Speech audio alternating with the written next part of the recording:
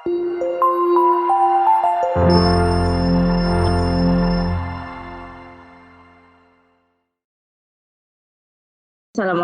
saya Aida dari Ansara Berseri dan juga Vice President 2 untuk Ansara musim kali ini.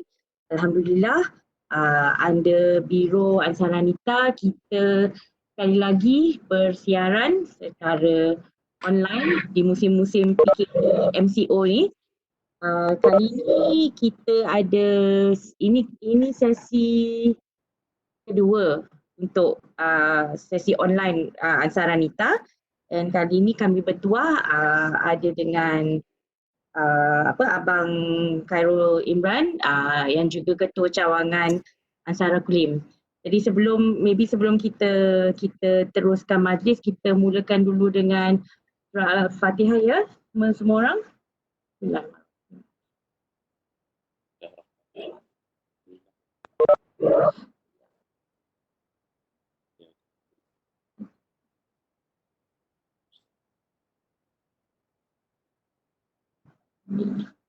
Okey, Alhamdulillah pagi ni saya nampak kita dah ada 20 orang participant.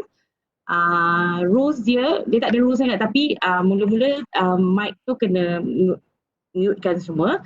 Nanti kalau ada nak bersuara boleh unmute. Kalau rasa malu segan boleh guna chat. Okey, boleh tekan kat skrin anda ada logo chat, macam WhatsApp chat tu ada. Boleh tanya di situ. Nanti kalau malu nak bersuara saya boleh sebutkan soalan tu. Tadi dah bincang dengan saudara Khairul Imran. Kita panggil Abang KI lah. Abang Khairul Imran, dia dah agree kita buat sesi ni secara interaktif. So dia akan beri pengupasan dia sikit. Lepas tu kalau in between ada soalan, boleh je unmute-kan speaker untuk bertanya soalan. Jadi kita punya timeline is about 1 hour ya, dalam 1 hour, tapi in between kalau ada yang terkeluar sebab line tak clear ke apa, masuk je balik guna link tu ya. Kau ada call ke, ada anak panggil ke, husband panggil ke, wife panggil ke, kena pergi toilet ke apa, boleh je leave the meeting first, lepas tu masuk balik. Benda ni kami rekodkan, jadi insyaAllah kalau siapa nak kopi nanti kita boleh discuss dengan host untuk simpanan masing-masing. Jadi tanpa further ado, kita mulakan topik hari ini adalah panduan hidup berlandaskan Islam. Jadi Abang Khairul Imran boleh mulakan, silakan. Terima kasih Aida. Auzubillahi Bismillahirrahmanirrahim. Assalamualaikum warahmatullahi wabarakatuh. Innal hamdalillah nahmaduhu wa nasta'inuhu wa nastaghfiruhu wa na'udzu billahi min syururi anfusina wa min sayyiati a'malina. May yahdihillahu fala mudhillalah wa may yudlil fala hadiyalah. Segala puji hanya bagi Allah. Kami memujinya, memohon pertolongan dan ampunan kepadanya. Kami berlindung kepada Allah daripada kejahatan diri kami dan keburukan amal perbuatan kami. Barang siapa yang Allah berikan petunjuk, maka tiada yang dapat menyesatkannya. Dan barang siapa yang Allah sesatkan, maka tiada yang dapat memberi petunjuk. Okay, bismillahirrahmanirrahim. Kalau ada Quran, buka Quran, surah Al-Baqarah ayat 183. Ini kita start dengan ayat puasa. Sebab bulan Ramadan Ayat 183 tu adalah ayat Allah wajibkan kita berpuasa. A'udzubillahi minasyaitonirrajim. Bismillahirrahmanirrahim. Ya ayyuhallazina amanu kutiba alaikumusiyam kama kutiba alal ladzina min qablikum la'allakum tattaqun. Hai orang-orang yang beriman, kamu diwajibkan berpuasa sebagaimana diwajibkan orang-orang yang dahulu daripada kamu supaya kamu bertakwa. Ada dua keyword kat sini ya. Nombor satu adalah berpuasa. Nombor dua adalah bertakwa. So bila Allah kata, Allah suruh kita berpuasa, moga-moga kita bertakwa. Nah kita balik ayat pertama surah Al-Fatihah. Sebenarnya kita nak buat review berkenaan dengan Islam ni, apa yang bestnya kita hidup macam orang Islam. Kita hidup ikut Al-Quran. Sebab Al-Quran ni diutuskan oleh Allah melalui Rasulullah SAW. Al-Quran inilah kata-kata Allah melalui Rasulullah. Dan bila kita ikut tu, sebenarnya Allah ni adalah kita punya pencipta. Bila Allah pencipta, Allah yang buat kita, maka Allah bagi instruction, which is manual, kita ikut je. Bila kita ikutnya, almost kerisauan zero lah. Sebab kita just ikut je. Macam kalau kita beli washing machine kan, ada orang yang design washing machine tu bagi manual lah kita, macam mana nak guna semua sekali yang, maka kita bolehlah guna dengan sebaik mungkin. Tak adalah washing machine tu kita buat boat, kan, buat pelampung, kan, washing machine untuk basuh baju. Macam tu. So, surah yang first kali adalah surah Al-Fatihah yang kita baca, Bismillahirrahmanirrahim. Alhamdulillahirabbil alamin. Segala puji tertentu bagi Allah, Tuhan yang memelihara dan mentadbir sekalian alam. Sebelum tu Allah cerita pasal diri Allah dengan nama Allah yang Maha Pemurah lagi Maha Mengasihani. Ini Allah bagi pengenalan. Pengenalan Allah dulu adalah Allah adalah yang Maha Pemurah lagi Maha Mengasihani. Lepas tu segala puji tertentu bagi Allah, Tuhan yang memelihara dan mentadbirkan sekalian alam. So kalau sekalian alam ni, sebenarnya sekalian alam ni besar. The whole universe kan. Kalau kita tengok Stephen Hawking ada teori Big Bang kan. Lepas tu semua orang kata macam dia pandai lah. Dan dia pun tiba-tiba jadi atheist. Lepas tu dia jadi agnostic. Dia pun tak tahu Tuhan tu ada ke tak ada ke kan. Tapi kita memang tahu Tuhan ada. Tuhan ni sekalian alam. Dan orang yang kata dia pandai dia pun ada banyak ilmu ni yang dia tak tahu pun. Dia tak tahu ilmu string theory yang macam Michio Kaku kan. Yang paling baru Michio Kaku adalah about string theory. Lepas tu ilmu pasal black hole. Dia orang tak tahu pun yang black hole tu what is the formula inside black hole. Atas bumi semua fizik formula boleh pakai. Tapi bila go to black hole semua tak boleh pakai. Tapi nak pakai formula apa? Siapa pun tak tahu. Kan? So sebenarnya is macam mana pandai pun orang tu sebenarnya ilmu dia tak ada. Ilmu dia sikit sangat. Tapi ada yang orang yang terpesona, maka dia pun terpesona dengan manusia. Konon-kononnya pandai, orang tu jadi ateist, dia pun percayalah Tuhan ni tak ada. Ataupun Tuhan mungkin ada, mungkin tak ada. Tapi kita awal-awal lagi, Allah dah kenalkan diri Allah, segala puji tertentu bagi Allah, Tuhan yang memelihara dan mentadbir sekalian alam. Nak takbir alam ni, kalau kita tengok diri kita pun is a magic kan. Kita tengok diri kita ni, even pembuluh darah kita kan, kalau keluar darah banyak, pembuluh darah tu makin lama dia akan kecil. Dan darah pun makin lama makin beku. Dan everything ni adalah is automatic. Allah buat badan kita sebenarnya automatic. Kalau kita luka pun last kali, tengok-tengok boleh tumbuh balik, ada parut lah sikit. Kan? So benda-benda yang macam ni punya magic pun kita tak boleh buat. Tapi penciptaan universe tu sebenarnya lagi hebat daripada penciptaan diri kita sendiri. Kan? So, Allah kenalkan lagi Ar-Rahman Ar-Rahim, yang Maha Pemurah lagi Maha Mengasihani. Nombor 4, Allah kata yang menguasai pemerintahan hari pembalasan, Maliki Yaumiddin. Lepas tu ini ayat kelima dengan keenam Iyyaka na'budu wa iyyaka nasta'in. Engkaulah sahaja yang kami mengabdikan diri dan kepada engkaulah sahaja kami memohon pertolongan. So, Allah ajar kita, inilah doa yang pertama, ihdinas siratal mustaqim. Tunjukilah kami jalan yang lurus. So, dalam Al-Quran, doa yang pertama sekali adalah ini. Tunjukilah kami jalan yang lurus. Doa pertama yang saya baca mula-mula sekali, iaitu sebelum baca Quran baca apa? Kita baca a'udzubillahi minasyaitonirrajim. Sebab apa? Kita tahu kita ni ilham ada macam-macam kan, lintasan ilham. Kalau kita tak dekat dengan Allah, lintasan ilham kita dari mana? Setan kan? Sebab itu dah kita kena always baca a'udzubillahi minasyaitonirrajim. Tunjukilah kami jalan yang lurus. Ini doa yang pertama. Dan jalan yang lurus apa tahu? Kita tengok ayat yang ke-7, iaitu siratal ladzina an'amta alaihim ghairil maghdubi alaihim waladdallin. Iaitu jalan orang-orang yang engkau telah kurniakan nikmat kepada mereka.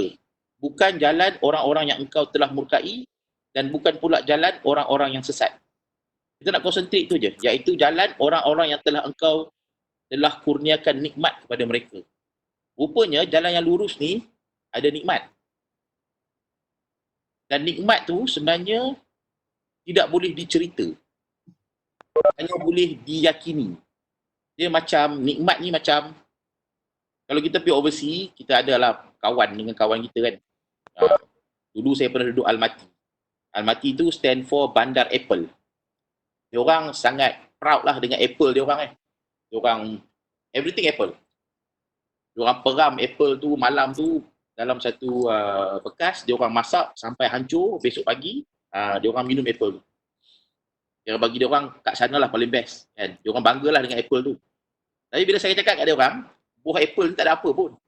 Sebab kat tempat kita orang ada durian. Kan? Saya boleh cerita je lah. Durian. Betapa sedapnya tu, nikmat dia tu tak ada cerita.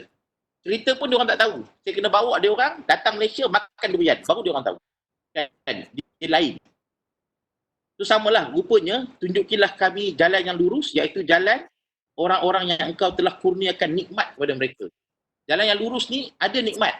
Nikmat dia, bila kita berada di jalan yang lurus dan kita tahu. Rupanya memang best berada di jalan yang lurus. Lepas tu, ini doa. Tadi ingatlah, ayat pertama tadi, Allah suruh kita berpuasa, moga-moga kita bertakwa. Kan? So dekat mana? The next ayat, sebab selepas doa, kenalah usaha kan.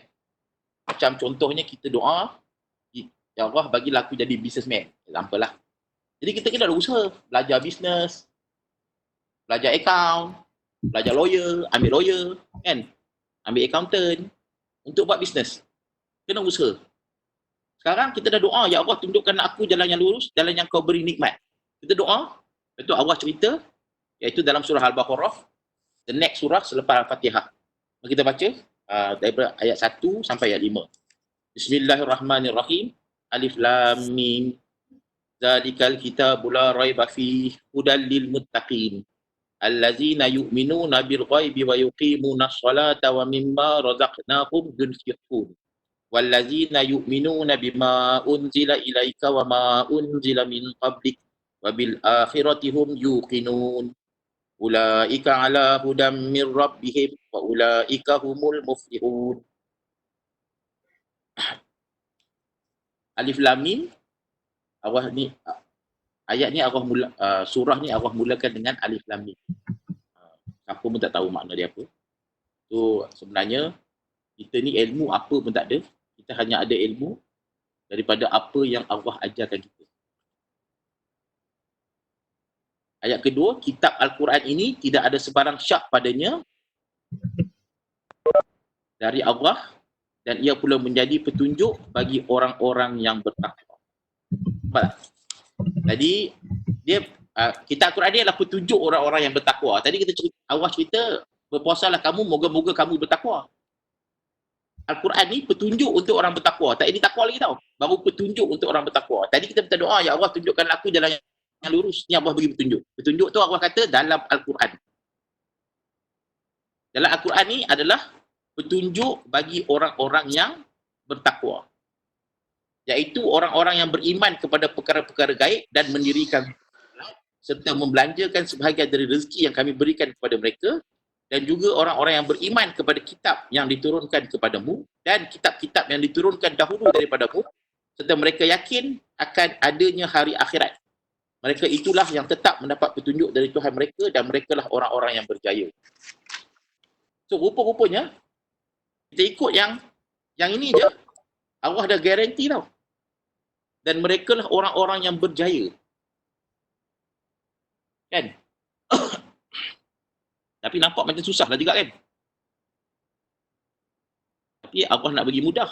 Maka Allah pun tunjuklah cara-cara macam mana nak bagi berjaya. So sebenarnya nak berjaya tu kena dapat takwa. Tapi takwa ni sebenarnya apa ni? Kan? Kita tengok ayat satu lagi. Kita buka surah Al-Anfal ayat 29. Tadi petunjuk untuk orang bertakwa. Betul Allah kata kalau kita puasa, moga-moga kita bertakwa. So apa yang bestnya jadi orang bertakwa ni? Surah Al-Anfal ayat 29. Wahai orang-orang yang beriman, jika kamu bertakwa kepada Allah, nescaya Dia mengadakan bagi kamu petunjuk yang membezakan antara yang benar dengan yang salah dan menghapuskan kesalahan-kesalahan kamu serta mengampunkan dosa-dosa kamu, dan Allah mempunyai limpah kurnia yang besar. So, bila kita bertakwa, kan, Allah kata kita dapat petunjuk yang membezakan antara yang benar dengan yang salah. So, sebenarnya bila kita dapat petunjuk antara benar dan yang salah ni, sebenarnya life kita ni is full of decision making. Banyak benda kita nak buat. Kita nak berhenti kerja ke, kita nak teruskan kerja ke, kita nak start business ke, kita nak stop business ke, kita nak kahwin ke, kita nak cerai ke, nak kahwin lagi ke. Semua ni adalah decision making yang kita kena buat. Itu sebenarnya decision making tu untuk diri kita, antara kita dan Allah saja. Dan Allah guarantee kalau kita bertakwa, Allah bagi kita petunjuk yang membezakan antara yang benar dengan yang salah. Kan? Sebab apa? Sebab surah 29, surah Al-Anfal ayat 29. Allah kata macam tu. Sebab kita ni kan, kita beriman dengan benda-benda gaib, benda-benda kita tak nampak, dan kita beriman dengan Al-Quran. So beriman tu, walaupun tak nampak, tapi kita yakin. Kan? Kalau saya ni orang yang amanah, orang yang tak cakap bohong, saya cakap kat kawan saya dekat Almaty tu, buah durian lagi sedap, mesti dia percaya. Mesti dia ingat, bila dia datang Malaysia, dia call saya, kau bawa aku pergi makan buah durian. Kan? Sebab dia percaya. Sebab dia yakin. So sama dengan ni, Al-Quran ni kita yakin. Untuk dapat keyakinan tu sebenarnya, lagi kita baca, sebenarnya lagi kita yakin, tidak ada makhluk yang boleh buat setanding Al-Quran. 1400 tahun, tidak ada siapa yang boleh buat Al-Quran yang boleh jadi best seller untuk 1400 tahun. Yang ada orang hafal, berjuta orang hafal. Kalau kita pergi pusat tahfiz tu ada 100 orang student, silap-silap ada 5 orang hafal semua buku. Semua page dalam Al-Quran. Kalau kita pergi kat MRSM, pandai budak MRSM ni. Rasanya tak ada seorang pun hafal page 2 sampai page 5 buku Maths. Macam tu lah. Kan? So sebenarnya memang is a miracle. Al-Quran ni is a miracle. Kalau siapa kata dia tak miracle, cakap kat dia, kau buatlah satu. Kan? Dah 1400 tahun, tak ada siapa pun yang buat. Kan? So kita memang yakin, bila kita yakin, apa yang Allah kata tu memang kita tahu, janji Allah itu memang benar. Janji Allah tu memang tepat. Kita buat je. So kita go next. Ni Allah kata, wahai orang beriman, jika kamu bertakwa kepada Allah, nescaya Dia mengadakan bagi kamu petunjuk yang membezakan antara yang benar dengan yang salah, menghapuskan kesalahan-kesalahan kamu. Tengok tadi kita kata puasa, moga-moga kamu bertakwa. Rupanya takwa ni best. Inilah takwa dia. Terus kita tengok pula siapa yang tak nak ikut. Kita buka surah Az-Zukhruf ayat 36. Dan sesiapa yang tidak mengendahkan pengajaran dari Al-Quran yang Maha Pemurah, maka kami adakan bagi dan menjadilah syaitan itu temannya yang tidak renggang daripadanya. Rupanya, kalau kita ni orang yang tak mau ikut Quran, Allah bagi syaitan dengan kita. Syaitan ni dalam macam-macam bentuk kan. Syaitan dari kalangan jin dan manusia. Bila kita nak buat decision, kadang-kadang kita jadi huru hara sebab kita ada banyak lintasan-lintasan yang kelang kabut. Kan? Sebab rupa-rupanya ada syaitan. Betul lah, kalau kita tengok kalau orang tu yang sangat jahat tu, macam-macam idea dia. Idea yang kira kita pun tak pernah buat lah kan. Kalau kami ni engineer, kalau 5-6 orang duduk, boleh lah kot nak reka buat robot. Masa 3-4 tahun, jadilah satu robot. Kan? Tapi robot tu taklah secanggih manusia kan. Robot, tak bolehlah robot tu bila kita letak benih, tiba-tiba robot tu boleh mengandung ke, boleh keluar baby, tak boleh. Kan? Takat robot boleh jalan, boleh gelak, itu boleh. Tapi ada orang yang sangat jahat, ada macam-macam teori lah kan. 4-5 orang ni, genetic engineer ke apa ke, dia boleh reka macam-macam virus pun dia nak reka. Kan? Kira sebenarnya, ada orang yang jahat yang boleh buat macam tu. Ada orang yang jahat dia nak buat bom atom, bom nuklear yang boleh meletup, bunuh sampai berpuluh juta orang kan. Dan Allah benarkan benda tu berlaku lah. Kan? Sebab ada setan bersama-sama dia. Kan? Cuma kita kena sabar. Sebab beyond our control dan kita pun tak bolehlah balas kejahatan dengan kejahatan. Kalau tiba-tiba orang buat jahat kita mati. Kalau kita baik, kita masuk syurga, kemungkinan besar kita jumpa dia, kita cakap terima kasih lah. Kau bunuh aku masuk syurga. Kan? Kalau kau tak bunuh aku tak tahu aku jadi apa kan. Itu lebih kurang. Itu kita duduk kat dunia ni, kita buat benda baik je. Tapi kalau orang perang dengan kita, memang wajib kita berperang balik dengan mereka. Kita buka surah Al-Hijr tadi. Al-Hijr pula surah ayat 39 dengan 40. Ini adalah musuh kita. Bila Allah jadikan Nabi Adam, kan, Allah suruh semua orang tunduk. Malaikat dan jin. Tapi ada satu makhluk Allah ni nama dia Iblis. Dia tak nak. Dia ingkar. Sebab dia rasa dia lagi baik. Dia ingkar dan dia rasa dia lagi baik. Sebab Allah nak jadikan Nabi Adam ni khalifah. Nabi Adam tak minta jadi khalifah. Tak apply pun. Tak lobby pun.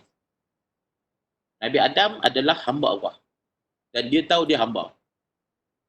So, every instruction Allah, Nabi Adam buat. Kalau tersilap, taubat. So, Nabi Adam ni adalah seorang yang taat. Buat salah, taubat. Iblis ni, ingkar, tapi nak jadi khalifah. So, kalau kat dunia ni kita tengok orang yang teringin nak, orang yang ingkar tapi teringin nak jadi raja ke, jadi apa ke, lebih kurang macam tu lah kot. Nabi Adam, Allah yang nak dia jadi khalifah. Tapi dia adalah hamba Allah.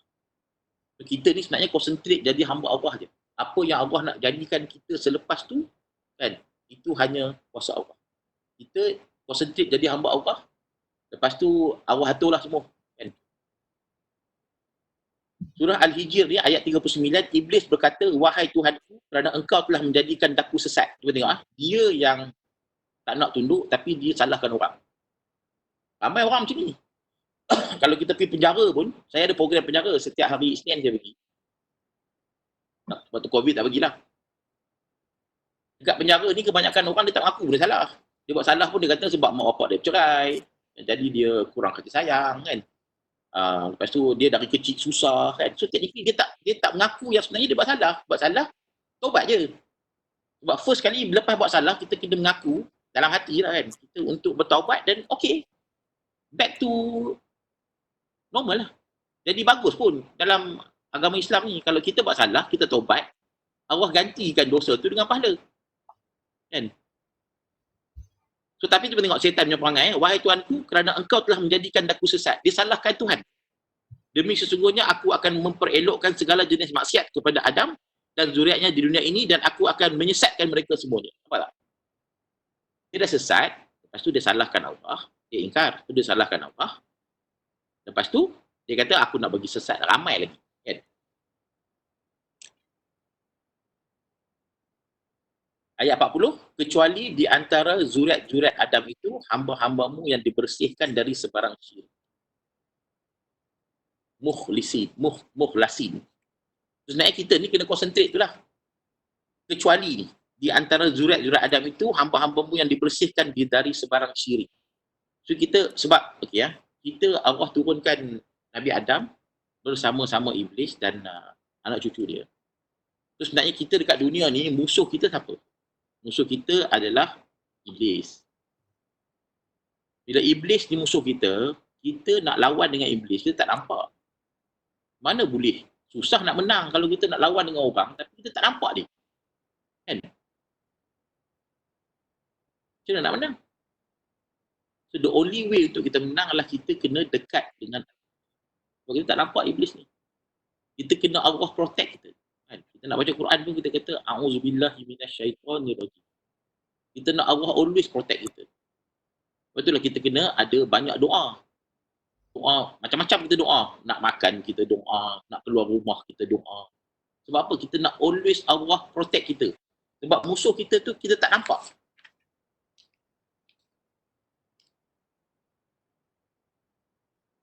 Kita sambung surah Al-Araf ayat 175. Dia baca makna dia tau. Dan bacakanlah kepada mereka kabar berita seorang yang kami beri kepadanya ayat-ayat kami. Kemudian dia menjadikan dirinya terkeluar dari mematuhinya. Lalu dia diikuti oleh syaitan, maka menjadilah dia dari orang-orang yang sesat. Walaupun orang tu dah ada Quran pun, yang tadi kan, zalikal kitabul la raiba fihi hudan lil muttaqin. Ayat Quran ini tiada sebarang keraguan padanya petunjuk untuk orang-orang yang bertakwa. Petunjuk petunjuk. Untuk orang-orang bertakwa. Ada orang dia dapat petunjuk, tapi dia tak nak jadi orang bertakwa sebab dia tak nak ikut. Inilah. Dan bacakanlah kepada mereka kabar berita seorang kami beri kepadanya ayat-ayat kami, kemudian dia menjadikan dirinya terkeluar dari mematuhinya. Dia tak nak ikut. Lalu dia diikuti oleh syaitan, maka menjadilah dia dari orang-orang yang sesat. Itu tadi kita dah tahu kita Allah instruct kita suruh puasa, moga-moga kita bertakwa. Kita pun baca daripada Fatihah tadi dan kita tahulah rupanya bertakwa ni best. Sebab kita nak buat decision tu kita nak being guided. Penuh dengan decision pun. Nak buka puasa hari ni kat mana, tapi hari ni COVID, orang kena buka puasa kat rumah kan. Tapi benda-benda simple pun semua is all decision making kan. Kita baca ni surah Al-A'raf 185. Bila orang kata ikut sunnah Katakanlah, wahai sekalian manusia, sesungguhnya aku adalah pesuruh Allah kepada kamu semuanya yang menguasai langit dan bumi.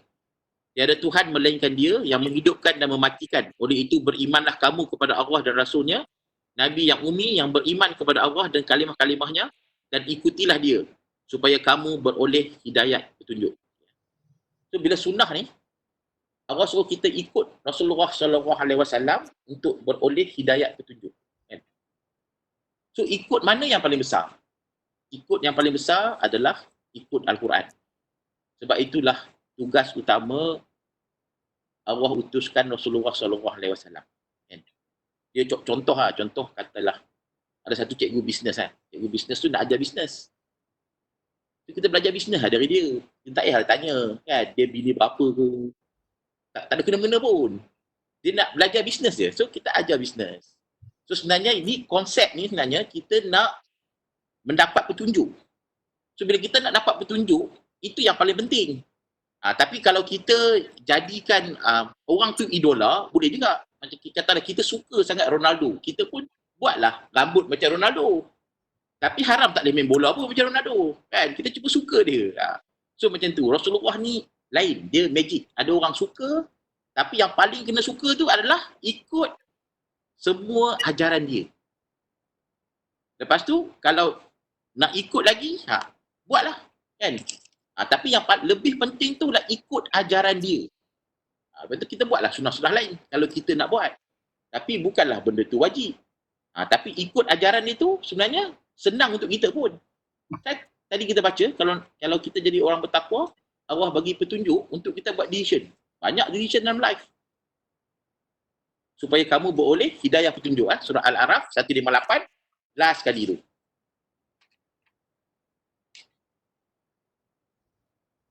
Kita tengok pula surah Al-Zukhruf. Dekat live kita ni, kita ada banyak kawan-kawan. Kawan-kawan yang paling ramai, kawan Ansara lah. Budak MRSM ni, macam tak ada kawan lain. Kawan dia mostly budak-budak MRSM. Tapi okey, nasib baik kita ramai. Kalau sekolah kita hanya 1-2 biji je, Allah, kawan kita lah kali 5-6 orang tu je lah. Kan? Baca surah Al-Zukhruf ayat 67. Pada hari itu, sahabat-sahabat karib, setengahnya akan menjadi musuh kepada setengahnya yang lain. Kecuali orang-orang yang persahabatannya berdasarkan takwa. Kan? So kita make sure lah persahabatan semua orang-orang member Ansara ni berdasarkan takwa kan. Bukannya susah nak jumpa kawan-kawan yang berdasarkan takwa ke tak kan. Kalau kawan-kawan tu tiba-tiba kan kaki pergi siam, ajak kita pergi siam, kita tahu ni lagi sekok yang api lah kan. Ni kira berdasarkan takwa ni sebab kita nak kenal lama kan. Tapi kalau kawan-kawan kita tu yang tu tak apa kan, kita still berkawan dengan dia pun kan. Paling kuat kita bagilah Quran kat dia. Kau pernah baca Quran tak? Kan? Baca lah kan. Buku yang kita memang banyak. Buku banyak. Baca banyak pun. Kat universiti sampai rasanya kalau kita kira beribu buku kita baca kan. Kat MRSM je dah beratus. Kan. Jadi kita baca buku banyak. Tapi kalau Quran kita tak baca kan, rugi lah. Ini best seller 1,400 tahun. Kan. Kalau buku J.R. Tolkien kan, Lord of the Rings pun kalau best seller tu ramai pulun pergi beli kan. Padahal best seller 5-6 tahun je kot. Tahun ni haram tak laku pun. Tapi Al-Quran ni memang best seller dah 1400 tahun. Kan? So kalau tak baca rugi kan. So pandai-pandai lah hampa pun. Kan? Tegah sikit beli Quran nak RM10 ke RM20. Ada banyak sikit beli je. Color-color sikit kan. RM100 lah bagi kat mereka. Kan? Bagi kat kawan-kawan. Itulah kita. Tandanya kita cinta kawan kita. Kan? Alang-alang berkawan. Ini surah Az-Zukhruf. Sekarang kita pergi surah At-Takwir. Ayat 27. Allah kata apa tau? Al-Quran ini tidak lain hanyalah peringatan bagi seluruh penduduk alam. Itu je, peringatan. Iaitu bagi sesiapa dari kamu yang mahu tetap teguh di atas jalan yang betul. Dan kita ni nak jalan yang betul je. Kadang-kadang kita fikir kan, apa yang best ni jalan yang betul kan? Tadi jalan yang betul, Allah kata takwa tu Allah bagi kita buat decision. Jalan yang betul ni, example lah kan. Katalah kita ada meeting lah. Meeting kita selalu kat mana? Dekat Office Uzma lah kan. Kalau kita nak pergi meeting je, first sekali kita buat apa? Kita buka Waze lah. Kan? Tak kisahlah yang mana saya kucing ke, baru touchdown dekat KLIA ke. Kan? Kita tak pernah pun pergi dekat Uzma punya office. Ambil kereta, buka Waze. So bila buka Waze, sampai dekat Sungai Besi, kita tengok jam. Tapi Waze tunjuk jam. Waze tunjuk jalan lain pula. Kita pilih jalan lain. Daripada Sungai Besi tu masuk Jeras. Last kali sampai dah juga. Tapi kita tahu lah kita sampai lewat. Tapi kita bolehlah cakap. Dekat Datuk Kamaru aku sampai lewat sikit. Rasa jam. Cakap gamak sikit kan. Tapi kalau kita tak ada Waze, apa jadi? Stress. Kita tak ada Waze. Kita pun tak tahu jam sebab apa. Jalan pun tak tahu nak pergi mana. Kan? So kalau nak lagi syok, dah alang-alang jam, tengok-tengok, memang tak sempat lah. Ikut jalan Ceras pun dah tak sempat. Nak pergi sampai dekat Office Uzma. Dia cakap, hari ni meeting aku tak pergi lah, jam. Kan? Reroute pergi kat Ceras, rupanya situ ada kedai mamak best kan. Kira technically memang kalau duduk kenal dulu lah, 10 tahun lepas. Kita perkenal kat situ lah. Kira life is enjoyable. Sebab apa? Sebab kita ada panduan. So, macam tu lah Quran. Kan? Technically bila kita buat kerja, tengok kadang-kadang adalah time kita sedih, kan? Kita depressed sikit, kan? Tapi kita tahu apa benda. Kan? Why? Sebab kita punya backup. Kan? So kita boleh menjadi orang yang sabar. Sebab the journey is the enjoyable journey. Sebab kita dapat decision. Allah kata kita dapat decision. Kan? Kamu bertakwa, Allah bagi kamu furqan. Kan? Kita clear kita punya mind, what to do. Kan? Sebab life kita ni sebenarnya ada 3 benda kita kena jaga. Nombor 1, kita kena jaga kita punya emosi. Nombor 2, kita kena jaga kita punya spiritual. Nombor 3, kita kena jaga kita punya physical. Kan? Kalau kita lapang, which is physical lah, kita lapang. Kan? Memang lapang. Lepas tu orang pergi cakap kat dia, okey, lapak ni kau sabarlah. Kau sabar apa benda lapak? Pergi cari nasi lah. Kan? So sebenarnya dia ada 3 benda ni yang saling berkait. Tapi dia punya solution tu is individual punya solution. Sama dengan emosi. Kalau tiba-tiba kita sangat sedih. So bila kita sangat sedih, kita kena treat kesedihan tu. Sebab ada orang, kalau dia sedih, lama-lama dia tak treat kesedihan tu, dia akan salahkan Tuhan. Next. Dia melarat lah, dia start melarat. Bila dia start melarat, so spiritual dia hilang. Bila spiritual dia hilang, last kali dia hidup dengan 2. Ada geng-geng atheist. Ramai kita tengok Melayu dia tiba-tiba jadi atheist. Kan? Last kali dia ada 2 saja pillar dia, iaitu emosi dengan physical. Spiritual tak ada. Dia seronok lah jadi atheist. Dia kata aku boleh buat apa saja tanpa rasa bersalah. Satu hari tengok-tengok dia sedih lagi sekali. Apa jadi? Ini ada kemungkinan besar ada yang tiba-tiba orang bunuh diri. Ramai orang kalau spiritual tak ada, kalau sedih sangat, dan kira dia tidak ada backup. Kan? So sebenarnya kita kena jaga tiga benda ni.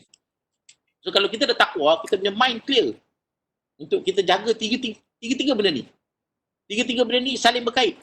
Tapi dia is problem individually. Macam ada orang bila dia lapak, dia jadi marah. Kan? Marah tu is emosi. Kita janganlah cakap kepada dia, jangan marah. Nak marah apa? Kita bagi dia nasi, dia settle lah. Kan? Sebenarnya dia lapak, lepas tu dia marah. Kan? So, kalau kita baca ni kan, kita plan macam-macam. Macam-macam kita plan. Macam tadi dia kata kita plan nak pergi Office Uzma kan. Apa yang kita plan ni sebenarnya Allah yang atur. Kerana Allah Tuhan yang memelihara dan mentadbir seluruh alam. Kita memang boleh plan macam-macam. Tapi last kali plan kita tu memang kita berubah macam-macam lah. Macam Waze tu, kita plan tapi last kali kita berubah macam-macam. So, kita baca ayat surah At-Takwir ayat 29 ni, dan kamu tidak dapat menentukan kemahuan kamu kecuali dengan cara yang diatur oleh Allah, Tuhan yang memelihara dan mentadbir seluruh alam. Apa yang kita mahu tu, memang kita mahu, kita doa. Tapi tak semestinya kita dapat. Tapi kita kena yakin Allah tu maha pemurah, maha penyayang. Maka Allah akan bagi kat kita benda yang lebih baik daripada apa yang kita doa. Tapi kita tak tahu. Sebab apa kita tak tahu? Sebab ilmu kita tidak menyeluruh. Kalau ilmu tidak menyeluruh, kita tak boleh jadi sabar. Itu korang boleh refer dalam surah Al-Kahfi, cerita pasal Khidir dengan Nabi Musa. Ilmu tak menyeluruh, maka kita pun susah nak jadi sabar. Sebab bila Khidir tu tebuk perahu, bunuh budak, kan? Lepas tu baiki dinding, tak ambil upah, kan? Tapi sebenarnya ada the next tu apa akan jadi. Tu sama juga bila kita sedih ke, bila kita happy ke, kita kena tahu what is the next. Kita kena yakin ini yang paling baik untuk kita, kan? Sebab kita ada spiritual tu. So bila emosi kita affected, kita yakin everything tu Allah yang tentukan. Sebab selepas ni always akan jadi lebih baik. Tapi kita kena yakin lah, always untuk jadi lebih baik tu, kita kena ikut Quran. Kita kena dekat dengan Allah. Kalau kita yakin akan jadi lebih baik, tapi kita dekat dengan setan, tak boleh lah. Kan? Tak achieve macam tu. Kan? Kita jadi apa-apa, kita tak apa ni, ada hikmah ni, kan? Tapi malam tadi punyalah yoya-yoya buat maksiat. Tapi bila jadi apa-apa, ada hikmah ni. Tak boleh. Jadi kita kena dekat dengan Allah, kalau jadi apa-apa pun kita tahu ni ada hikmah. Memang Allah maha pengasih, maha pemurah, maha penyayang. Allah yang plan everything tu kita. Kita dah plan. Kita rasa plan kita terbaik. Tapi Allah punya plan lagi baik. Tapi bila Allah punya plan lagi baik, maka plan dia tu, plan Allah tak sama dengan plan kita. Maka bila plan Allah tak sama dengan plan kita, sebab kalau kita punya plannya, always kita gembira je lah. Emosi kita happy je lah. Happy 24 jam.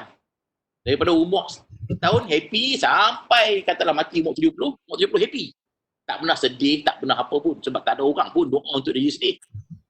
Tapi bila Allah punya plan tu, so anytime yang kita jadi apa pun, kita tahu yang this is Allah punya plan, it's gonna be better. Allah knows better what is the best for us.